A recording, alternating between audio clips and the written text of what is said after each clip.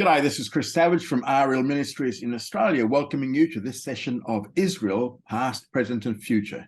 I pray that it will be of benefit to you and help you in your Christian growth. Thank you for coming along. So thanks for coming along. We're into session 12 of Israel, past, present and future.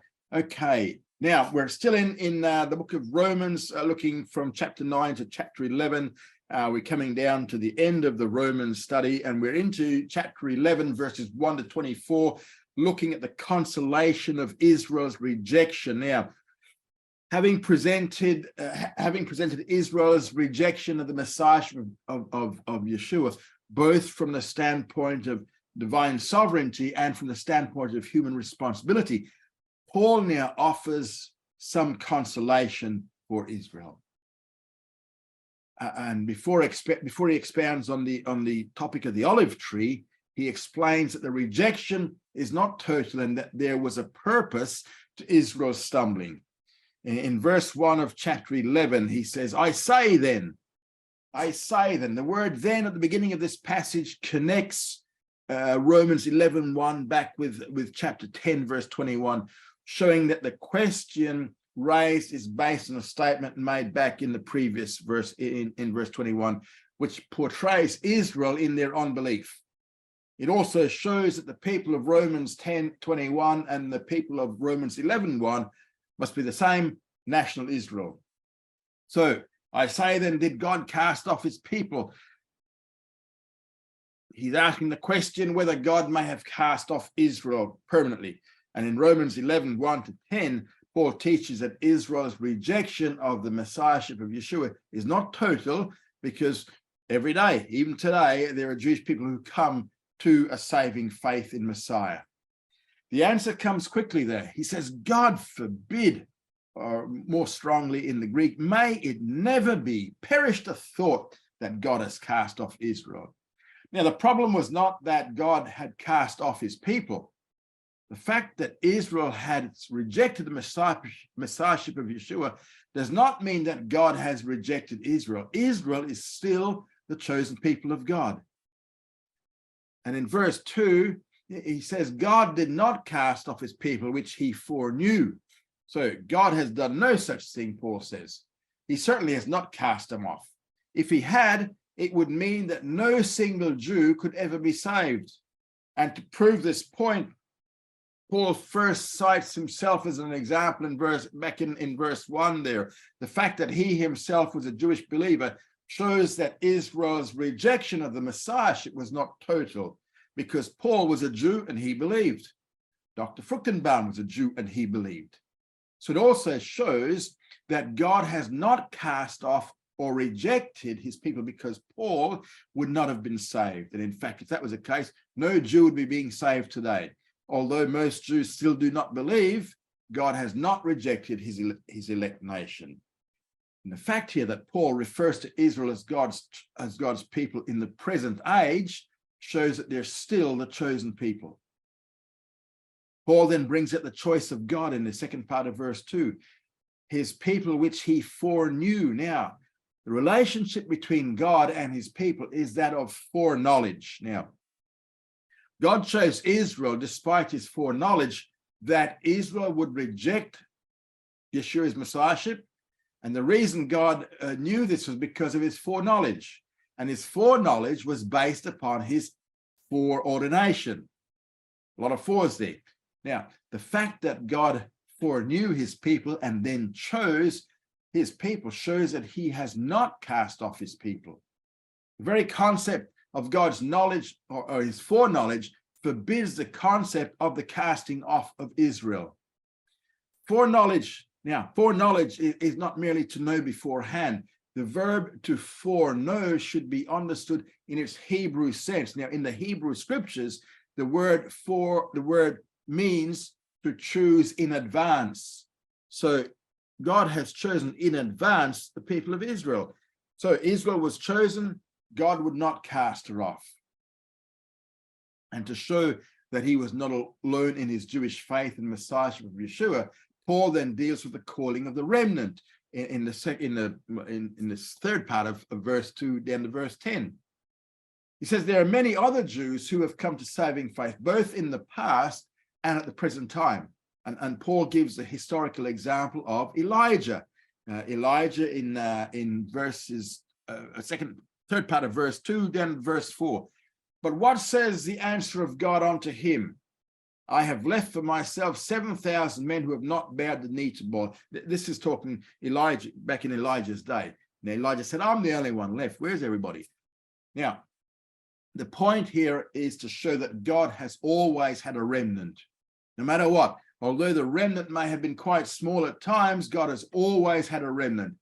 While apostasy was general, it was not universal among all Jews. Now, again, the point Paul is making with the example of Elijah is that what is true today has always been true. It is the remnant that comes to saving faith. And the remnant in Elijah's day was only 7,000. Only 7,000. What has happened since Messiah is nothing new, because throughout Jewish history, the majority has always been in the state of unbelief. And the remnant is the one that has come to saving faith. No different to today. In fact, in Israel, where there's 6.8 million Jews, there's only about 20,000 who are Messianic.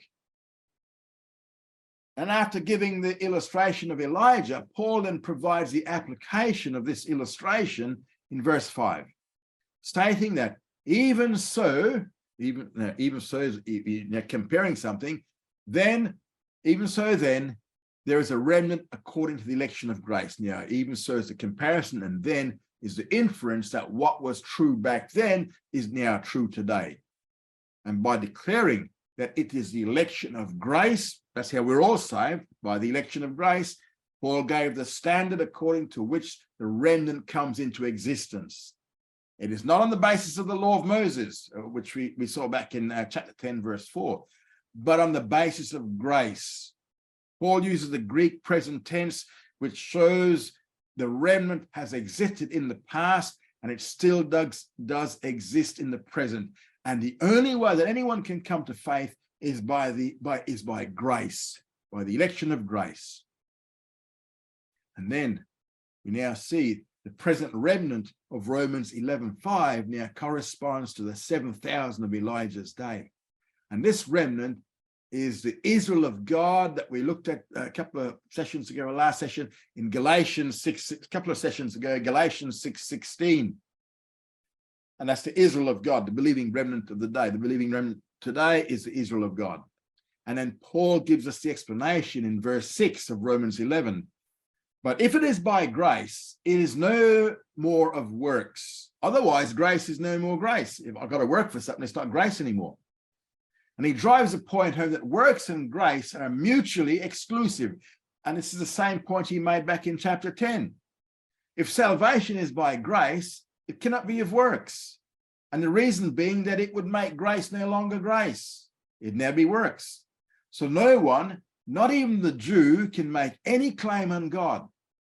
However, God will save people by grace through faith, both among the Jews and among the Gentiles. So as far as the basis of salvation is concerned, law and grace, works and faith, are mutually exclusive.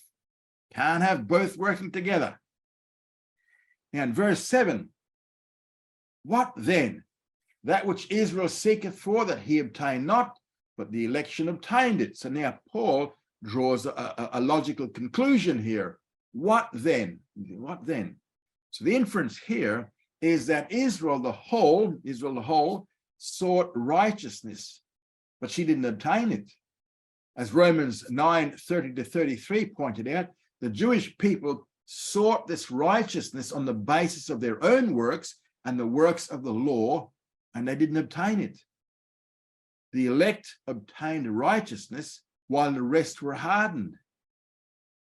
Again, remember, the distinction here is not between the church and Israel or between Jews and Gentiles. The distinction here is between Jews who believe and Jews who do not believe, between the remnant and the non-remnant. That which Israel, the whole, failed to obtain, Israel, the remnant, did obtain it. The Jewish believers have obtained this righteousness of God. Same point we covered back in 1 Peter 2, verses 1 to 10 in the last session. Now, while Israel the whole has failed to obtain the righteousness of God, there is a remnant within Israel that has not failed. And it is this remnant, the Jewish believers, that is the Israel of God. Again, we say again, the distinction here is between the remnant, the election who obtained righteousness by faith, and the non-remnant, the rest who were hardened. They were hardened.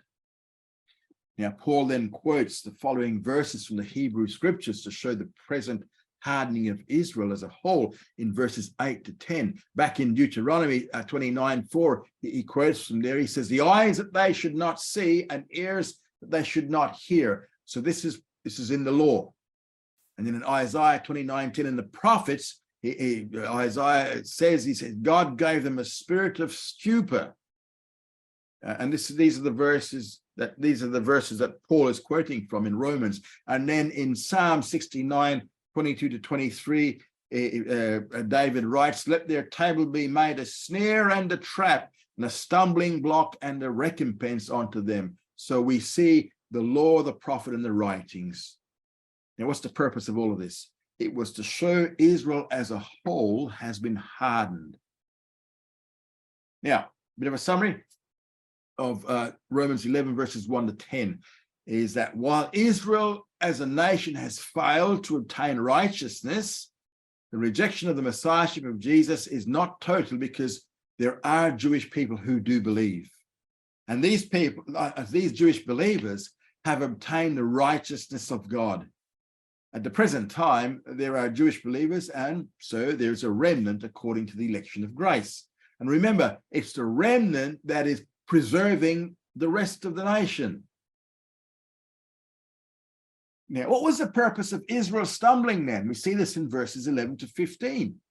Now, Paul, he once again raises a question to be refuted by introducing it with the words, I say then. The question is, did they stumble in order that they might fall? This is first part of verse 11. Was Israel stumbling that Paul spoke of back in Romans 9, verses 30 to 33, for the purpose of Israel's falling? Was the purpose that God could reject and cast off his people? These are the things Paul is saying.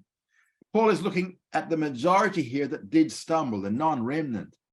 Now, the Greek word that Paul uses here for fall refers to a complete and irrevocable fall, no coming back from it. So was the stumbling of the Jewish people for the purpose that Israel would irrevocably fall and would never rise again? Is that the purpose of their fall? You're going to say, Paul provides the answer. Again, God forbid. May it never be. In light of God's faithfulness, this is totally unthinkable. It cannot happen.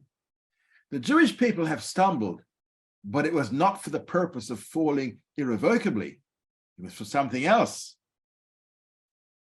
God planned for Israel to stumble for the purpose of Gentile salvation.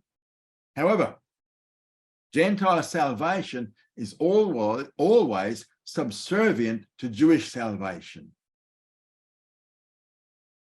Now, having said this, Paul points out that since Israel's stumbling was for the purpose of Gentile salvation, which is the riches of the world or the riches of the Gentiles, this fact should lead to some key lessons here in going on to verse 15. Second part of verse 11 says, but by their fall, this Israel's fall, salvation has come onto the Gentiles to provoke them to jealousy. To provoke who? The Gentiles? No. The purpose of Gentile salvation is to provoke Jews to jealousy. Now, this is a reference back to Deuteronomy 32, verse 21. He already cited this back in chapter 10 in verse 19. Why is God saving Gentiles today? To provoke the Jews to jealousy. And the Greek word here used for jealousy, parazaelo, means to come alongside someone and to cause him to boil or to seethe with jealousy. So God saves Gentiles so that they would come alongside unbelieving Jews and cause them to become jealous because of what the believing Gentiles have in the Jewish Messiah. And the jealousy in turn will lead the unbelieving Jew to become a believer in the Messiah also. And then verse 12 gives us another contrast between heart and fullness. Now, verse 12 says, if their fall is the riches of the world, and their loss the riches of the Gentiles, how much more their fullness? So concerning the part, there is now a reduction of Israel to a remnant of believers today. However, in the future, there's going to be a national salvation of Israel as a whole, and this will be their fullness. The first lesson to learn about Israel's stumbling is that Israel did not stumble for an irrevocable fall. The reason for Israel's stumbling was that salvation could now go out to the Gentiles. Verse 13 says, but I speak to you that are Gentiles, inasmuch then as I am an apostle of Gentiles, I glorify my ministry. If by any means I may provoke to jealousy them that are my flesh, and may save some of them. So now that salvation has gone out to the Gentiles, the purpose of Gentile salvation is to provoke the Jews to jealousy, to bring them to salvation. So the purpose of Israel's stumbling was Gentile salvation, and the purpose of Gentile salvation is Jewish salvation. And that's the method by which God has chosen to work. Now, there's a second lesson we're going to learn here in verse 15. For if the casting away of them is the reconciling of the world, what shall the receiving of them be but life from the dead? All of this is going to result in blessings for Israel. And Paul states that if the stumbling and the casting away of Israel meant the reconciliation of the Gentile world, then the receiving of Israel would mean life from the dead. Now, this is the statement of Israel's place in God's blessing. The unbelief of Israel was directed toward the restoration of faith. The fall of Israel was directed toward their reclamation. And the word fullness we see here refers back into verse 12 to Israel's complete restoration. If by Israel's fall, the Gentiles received the gospel, how much more would the Gentiles be blessed by Israel's return? It is an argument from the lesser to the greater, right? The lesser to the greater.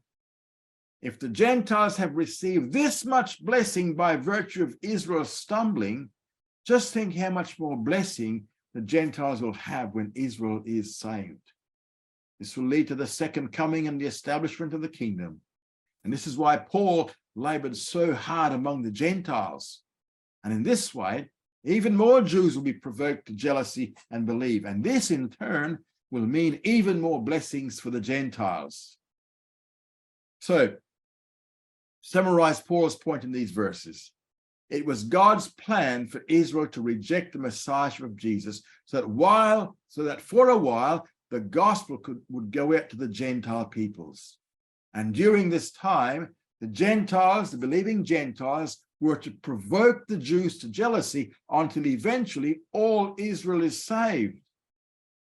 Paul builds upon Isaiah 49 verses 1 to 13, which predicted that Messiah would come to Israel, that Israel will reject him, and that Messiah would then, for a while, become the light to the Gentiles. However, eventually, Israel will return to him and be restored. Now, Paul doesn't say anything new here. He just explains how Isaiah 49 is being fulfilled in this day. Now we come to the olive tree. Paul begins, this is in verses 16 to 24. Now, Paul begins this section by giving the illustration and the principle. In verse 16, and if the first fruit is holy, so is the lump. And if the root is holy, so are the branches. Okay. So if the first fruit, if you might have 4 in your Bible, if provides a reason for believing in a future national restoration. The illustration here is that of the first fruit and the root. And these are terms that refer to Abraham, Isaac, Jacob, and the Abrahamic Covenant. They are holy because they were separated and consecrated by God for a divine purpose. Israel as a nation is referred to as the lump and the branches. The principle, based right back in Numbers chapter 15, verses 17 to 21, is that the holiness of the first fruits of the harvest, the first fruits and the root is passed on to the lump and the branches. So the first fruit of the harvest, just as the first fruits of the harvest sanctify the whole harvest, which is the lump, even someday all Israel will also be sanctified. The Abrahamic Covenant made with the patriarchs is the basis for the expectation of Israel's future national salvation. But if some of the branches were broken off, and this is verse 17, if some of the branches were broken off and you Gentiles, being a wild olive, were grafted in among them and did become partaker with them of the root of the fatness of the olive tree. So we saw the natural branches, well, they're the Jews, Israel. The wild olive branches are the Gentiles. These wild olive branches are being grafted into a good olive tree. The olive tree in this passage does not represent Israel or the church. The olive tree in this passage represents the place of spiritual blessing. The root of this place of blessing is what? It's the Abrahamic Covenant. The point that Paul makes here is the same point that he made in Ephesians 2:11 to 16 and Ephesians 3:5 to 6. The Gentiles, by their faith, have now become partakers of Jewish spiritual blessings. And this olive tree represents the place of blessing. And now Gentiles have been grafted into this place of blessing, and they're now partaking of its sap. Gentiles have been made partakers of Jewish spiritual blessings as contained in the Abrahamic Covenant. They're not taker-overs, but they're partakers of these blessings. Now, critics of Paul have said that the apostle didn't understand horticulture because one would never graft a wild olive branch into a good olive tree. It would usually it's the other way around. This is totally unnatural to do this. But that's exactly the point Paul is making. It is unnatural for wild olive branches to be grafted into a good olive tree. So what's it mean? Well, it means that it is unnatural for Gentiles to be grafted into this place of blessing that comes out of the Abrahamic Covenant. Abrahamic Covenant is a Jewish covenant. So it's unnatural for Gentiles to be grafted into it. Now, Paul does not say that this is normal. He says that this is abnormal. In fact, in verse 24, he states that this is contrary to nature. Normally, such a graft will be unfruitful. So the point he's making here is that God is doing something that is unnatural. He's bringing Gentiles into the place of blessing based on the Jewish covenants. That's what's so unnatural about this. And then Paul gives a warning in verses 18 to 22. Glory not over the branches, but if you glory, this is you Gentiles, if you glory, it is not you that bear the root, but the root you. You will say then, branches were broken off that I might be grafted in. Well, by their unbelief they were broken off, and you stand by your faith. Be not high-minded, but fear. For if God spared not the natural branches, neither will he spare you. Behold then the goodness and severity of God toward them that fell, severity, but toward you, God's goodness, if you continue in his goodness. Otherwise, you also shall be cut off. Now, what he's saying here is this. The basis of Gentile blessing is faith and not merit, not works. In order for the Gentiles to remain in the place of blessing, they must continue on in faith. Israel's failure should be a lesson to them. Now, the apostle here is not dealing with individuals as such. What he's dealing with, he's not dealing with individual believers and unbelievers, but with nationalities of Jews and Gentiles. The Jews were in the place of blessing as a nationality, but they were broken off because of their unbelief. Now, Gentiles are to be found in the place of blessing. However, he warns them, if they fail in faith, they'll also be broken off from the place of blessing. Now, this is not a loss of salvation, but it is simply a removal from the place of blessing. The warning is that the basis of Gentile blessing is faith and not merit, not works. Gentiles are warned against boasting over the natural branches, for they are not self-sustained, but are sustained by the root, the Abrahamic Covenant, which is a Jewish covenant. So do not boast over the Jews. Paul then presents the argument for Israel's eventual restoration in verses 23 and 24. And they also, if they continue not in their unbelief, this is the Jews, shall be grafted in, for God is able to graft them in again. So Paul points out that the only thing preventing Israel's restoration is their unbelief, for God has full ability to graft them back in again.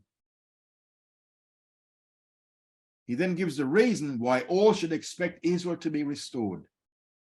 For if you were cut out of that, this is verse 24, if you were cut out of that, which is by nature a wild olive tree, and were grafted contrary to nature into a good olive tree, how much more shall these, which are the natural branches, be grafted into their own olive tree? Paul stated here, it is their own olive tree. It's a Jewish olive tree. This olive tree, this place of blessing, belongs to Israel. How so? Well, the place of blessing is based upon the 4 unconditional covenants God made with Israel. These are the Jewish covenants. Rightfully, the place of blessing belongs to the Jews. It is their place of blessing. And this is part of Israel's advantage, which Paul spoke about right back in chapter 3, verses 1 to 2. What then advantage is there to being a Jew? Well, first of all, we have the covenants and the scriptures. Now, Gentiles are merely partakers and now are sharing in their covenant blessings. And because of this, one ought to expect Israel to be restored into it. For if God would graft wild olive branches contrary to nature into a good olive tree, how much more will God graft back in the natural branches into their own olive tree? So having spelled out the expectation, Paul then in the next segment declared that this is exactly what's going to happen someday. And he covers this in 25 to 36. We'll do that in Israel future. We're currently Israel present. Okay, Messianic Jews. Now, the doctrine of the remnant teaches us that there always were, are, and always will be Jews who believe. They make up the Israel of God of Galatians 6. Now, the previous section showed that according to the New Testament, the remnant of Israel today is the Jewish believers who believe in the Messiahship of Yeshua. In the last 2,000 years, there were always Jewish believers in Jesus, and periodically in certain parts of the world, there were sudden increases in the number of Jewish believers, or outbreaks. And there was one revival in the United States just after the Six-Day War in 1967. And this movement of believing Jews began to express itself along more Jewish lines with their traditional practices, both biblical and rabbinic. And what happened is this movement began to turn away from assimilation into the wider church to a distinct Jewish expression. Now, various segments of this movement have chosen to express their Jewishness in a variety of ways, including the establishment of congregations of Jewish believers. Now, we need to biblically defend the right of this movement to its Jewish identity and to express its Jewishness as a distinct entity within the church. This is important for dispensational Israelology, since theologically speaking, only dispensationalism can allow for Messianic Jewish distinctives within the body of the Messiah and still be consistent with the theological system. Now, we're going to deal with some theological misconceptions and fallacies concerning this issue of Messianic Jews, both among Gentiles believers and Jewish believers. And one of those misconceptions we need to clear up is the issue of terminology. Some have tried to make a distinction between those who call themselves Hebrew Christians or Jewish Christians and those who prefer the term Messianic Jews. This is a fallacy. There's no difference. Any definition of a Hebrew Christian or a Jewish Christian would be true of anyone who would call himself a Messianic Jew. They're all interchangeable. There's no difference between the three of them, between the three terms. In fact, these terms will be taken to mean the same thing, and we're going to use them interchangeably as we go through. Now, looking at the movement of believing Jews today, we see that there are differences amongst them. You can get from one Messianic congregation to another, and there are differences amongst them in how they do things. But the differences are not in terminology, right? They all believe in Messiah. There is a problem, though, with the term Messianic Judaism. That's different, because the word Judaism usually refers to a religious system that rejects the belief that Jesus is the Messiah. Okay? Messianic Judaism, or Judaism itself, rejects the belief that Yeshua is the Messiah. But this term is popular among many Jewish believers, but it's unwise to use this designation because it brings confusion. Judaism is aligned with those who rejected Messiah. The term here fails to distinguish between Jewishness and Judaism, which is crucial for Jewish believers to establish their own identity. The expression is often used to stress the belief of some Jewish believers that they're under the umbrella of Judaism, or they're a fourth branch of Judaism. Biblically, regardless of whatever terminology you use, they are not. They're part of the church, the body of Messiah, and need to see themselves as such. The remnant of Israel today is the Jewish wing of the church and not a branch of Judaism. Therefore, the expression Messianic Judaism will not be used as we go through the study, because it is not interchangeable with Hebrew Christians or Jewish Christians or Messianic believers. It's different. Now, some definitions. We're going to look at Jew, Gentile, Christian, Messianic Jew. Jewishness. Who's a Jew? Okay. Yeah. This topic is pretty hotly debated today. To this day, there is no consistent definition in the world that is today. The definition provided by Messianic Jews has an objective standard. It goes back to the very source of its Jewishness, which is what? It's the scriptures. So the Jewish believer defines Jewishness in the biblical sense of the term, because to him, the scriptures are the source of authority, as it is to us as believers. So the Messianic Jewish definition can also be called the biblical definition. The biblical basis for defining Jewishness lies in the Abrahamic Covenant, which promised Abraham and Isaac and Jacob that a nation would descend from Abraham, Isaac, and Jacob. And we see that in Genesis 12, Genesis 13, Genesis 15, Genesis 17, Genesis 22, Genesis 26, Genesis 28. So that covenant is reiterated in each of those chapters. Okay. Now, from this promise, a simple definition of Jewishness can be found. The repeated statement in Genesis is that a nation or a people will come through the line of Abraham, Isaac, and Jacob. Therefore, Jewishness is now defined in terms of nationality. It's defined in terms of nationality. This nationality is not confined to the state of Israel alone, but it includes all the Jewish people, no matter where they are. So biblically speaking, the Jewish people are a nation, a scattered nation, but still a nation. They're a nation because they're descendants of Abraham, Isaac, and Jacob. So a simple definition then is a Jew is any descendant of Abraham, Isaac, and Jacob.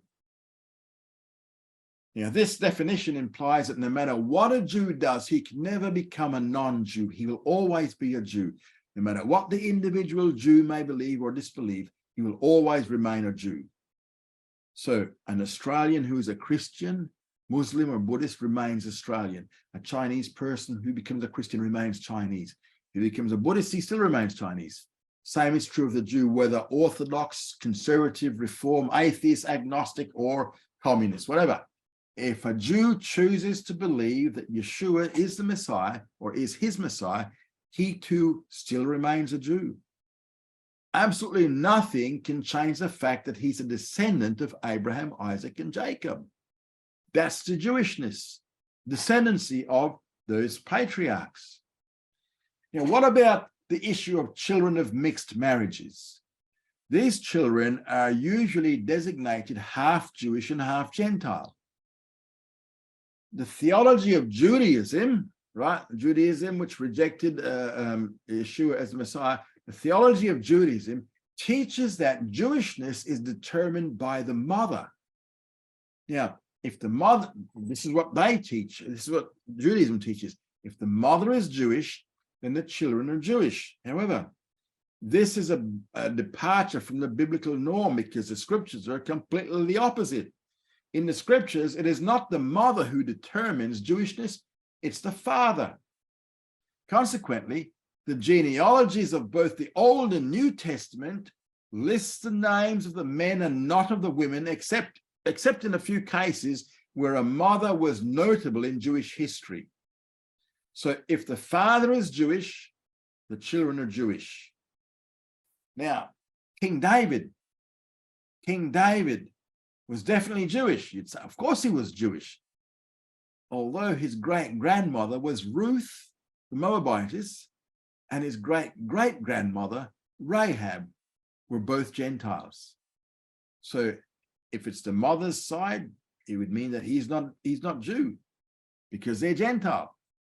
But biblically, it always comes through the father's line.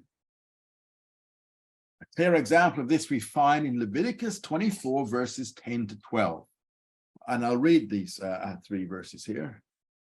And the son of an Israelitish woman whose father was an Egyptian went out among the children of Israel. And the son of the Israelitish woman and a man of Israel strove together in the camp. And the son of the Israelitish woman blasphemed the name and cursed. And they brought him unto Moses. And his mother's name was Shelomith, the daughter of Dibri of the tribe of Dan. And they put him in ward that it might be declared unto them at the mouth of Jehovah. So here, Leviticus 24, 10 to 12, speaks of one who had a Jewish mother and a Gentile father. Consistently, he is identified as the son of an Israelitish woman. Never is he classed as an Israelite himself, but is distinguished from Israelites more than once. Happens twice in verse 10. First, he's the one who went out among the children of Israel, and this very phrase distinguishes him from them. He's different to them, the children of Israel. Second, he got into a fight with a man of Israel, and again, this is in contrast with the individual himself, who obviously was not considered a man of Israel. So biblically speaking, Jewishness is traced through the father and not the mother. And so the child of a Jewish father is Jewish. The scriptures leave him no choice in the matter. However, it's not the same, it's not equally true with the child of a Jewish mother and a Gentile father. Technically, he'd be classed as a Gentile, but he had the freedom to identify himself with the Jews. Now, this comes out clearly in the case of Timothy in Acts 16, 1 to 3. In Acts 16, 1 to 3, it says a certain disciple was there named Timothy, the son of a Jewess that believed, but his father was a Greek. The same was well reported of by the brethren. And then it goes on to say that him would Paul have to go forth with him, and he took and circumcised him because of the Jews that were in those parts, for they all knew that his father was a Greek. So since Timothy had a Gentile father, he's never actually classed as a Jew in the New Testament where he's mentioned. Since all knew that his father was a Greek, there's obviously doubt about his Jewishness. However, because of his Jewish roots through his mother, he had the option to identify himself with the Jews, and so was circumcised by Paul to make that identification complete. Now, Titus, on the other hand, was forbidden to be circumcised because he was purely Gentile, pure Gentile, father and mother. And Galatians 2, 1 to 10 tells us that. Timothy had Jewish roots, and so for him, circumcision was a valid option. Gentile. Who's a Gentile? Well, it's pretty easy to work out, isn't it? If the scriptures are used as the objective standard, then the definition of a Gentile is equally simple. A Gentile is simply anyone who's not a descendant of Abraham, Isaac, and Jacob. So a Gentile is anyone who's not a Jew. And the implication here, again, is that no matter what a Gentile does, he can never become a non-Gentile. A Gentile can never become a Jew. Well, you might ask, well, what about Gentiles who have converted to Judaism? Can they properly be called Jews? On the basis of Scripture, the answer is no. The Jew is a nationality. Judaism is a religion. Acceptance of Judaism by a Gentile does not make him a Jew, but makes him a proselyte. And for that reason, the New Testament makes a distinction between Jews and proselytes in 4 passages. The first one we find in Matthew 23, verse 15. Woe, this is Jesus. Woe unto you, scribes and Pharisees, hypocrites, for you compass sea and land to make one proselyte. Now, it should be noted here that these evangelists for Judaism are not said to seek to make one a Jew, but to make one a proselyte. So they're seeking Gentiles to make them proselytes to Judaism. Another passage is Acts chapter 2, verse 10. It found at the end of a list of place names showing the origins of the multitude had come to Jerusalem, the feast of Pentecost. And the list ends with the phrase, both Jews and proselytes. Again, there's that same distinction. Acts 6, verse 5 provides a third example. They're choosing deacons. And they chose Stephen, a man full of faith and of the Holy Spirit, and Philip and Prochorus, and Nicanor, Timon and Parmenas, and Nicholas, a proselyte of Antioch. So in this verse, we have a distinction being made between Nicholas and the rest of them. The others were all Jews who accepted Messiah, but Nicholas was a proselyte. He was a Gentile convert to Judaism who had accepted Messiah. Final example is Acts 13, verse 43. And this is, when the synagogue broke up, many of the Jews and of the devout proselytes followed Paul and Barnabas. Here we go. Again, same distinction here. It's very clear. Gentile converts to Judaism are never given the title of a Jew. The Jews are those who were born that way. The proselytes are Gentile converts to Judaism. And the chief example of a Gentile convert to Judaism in the scriptures is Ruth. You remember Ruth, Boaz? Many Gentiles have tried to claim Jewishness on the principle of conversion based on Ruth's story. However, Ruth is consistently called a Moabitess both before and after her acceptance of the God of Israel. And you can see this in Ruth chapter 1, verse 22, chapter 2, verse 2 and 6, and 21, chapter 4, verse 5, and chapter 4, verse 10. She's consistently called a Moabitess. The implication that we've seen is that a Gentile can do nothing, cannot do anything, or can do nothing to become a non-Gentile. He or she will always be a Gentile. Now, Christianity. Who's a Christian? Well, this is easy, isn't it? Well, it depends who you ask. One must go to the scriptures to determine the true definition. Now, the New Testament divides the world into 3 groups of people: Jews, Greeks, and the Church of God. And we can see that in 1 Corinthians 10, verse 32, meaning Jews, Gentiles, and believers. The New Testament plainly teaches that no one can ever be born a Christian. Everyone is either born a Jew or a Gentile. A Christian, however, is either a Jew or a Gentile who has made a personal decision to become a follower of Messiah Yeshua. He's not one who merely holds a church membership or is baptized. These things may follow the personal decision, but they cannot be the cause of one's becoming a Christian. That's not how it works. Well, I was always a Christian. I was born into a Christian family. No, that doesn't work. A Christian is a Jew or a Gentile who has come to realize that man is born in a state of sin and is separated from God by that sin. So the penalty for sin must first be paid if he's to come to know God in a personal way.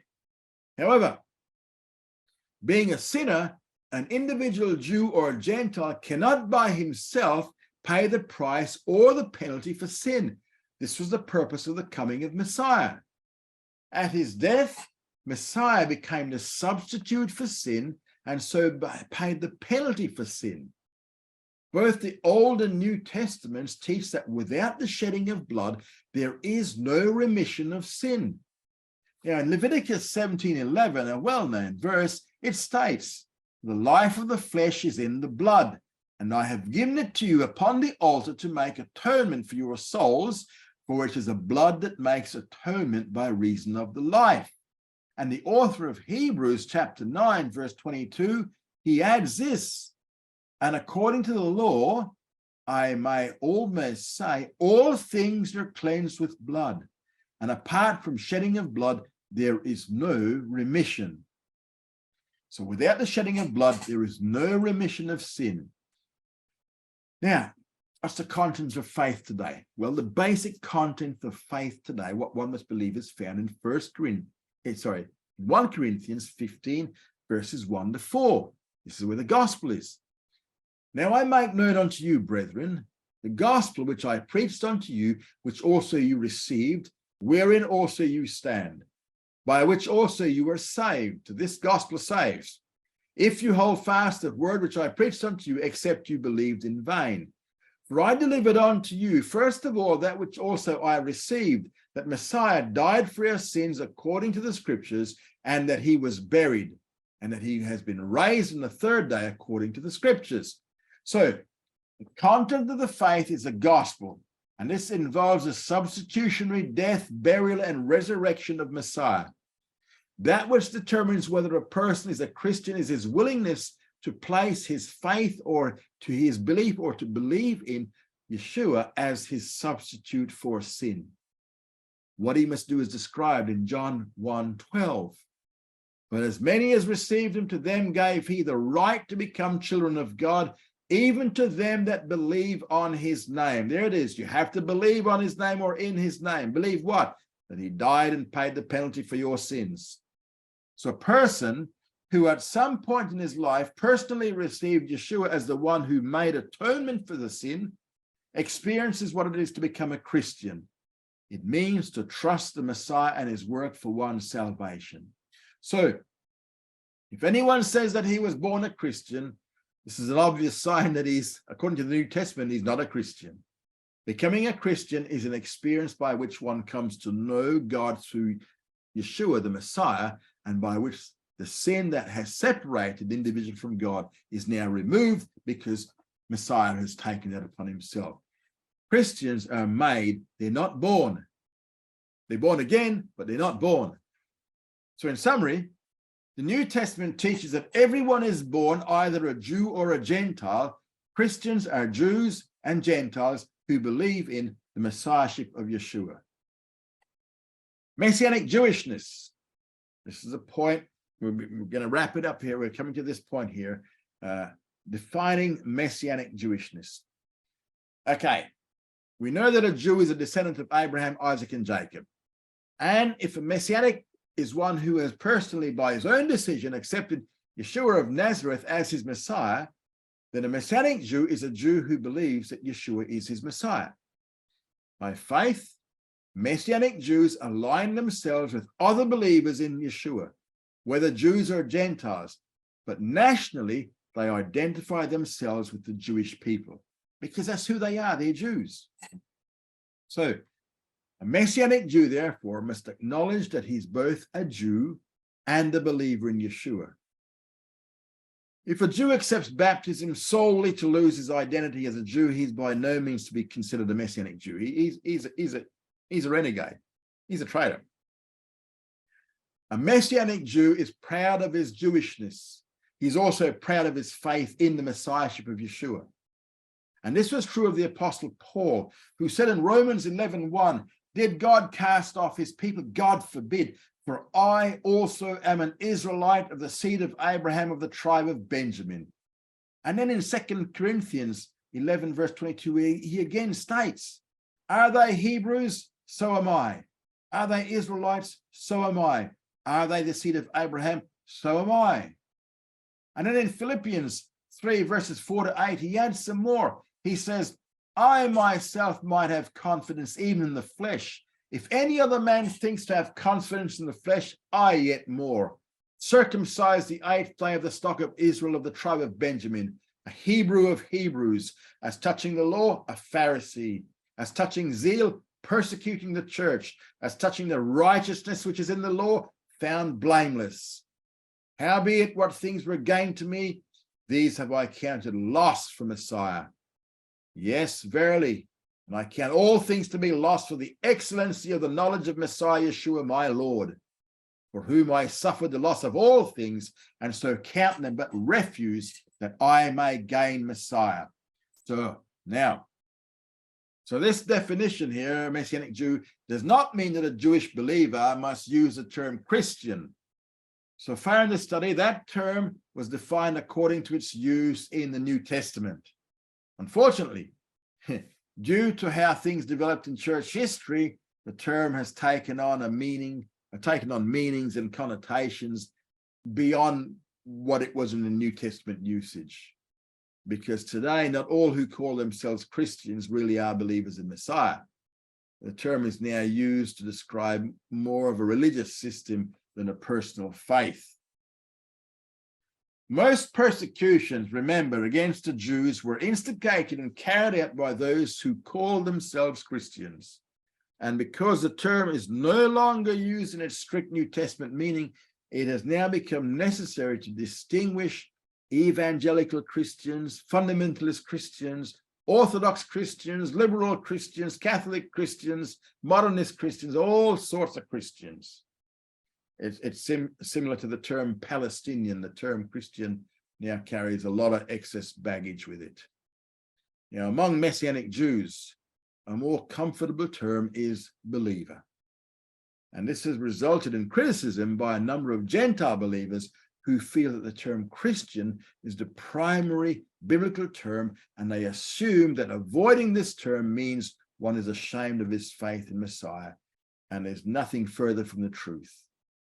To be noted that the term Christian itself is found in only 3 times in the New Testament: Acts 11:26, Acts 26:28, 1 Peter 4:16.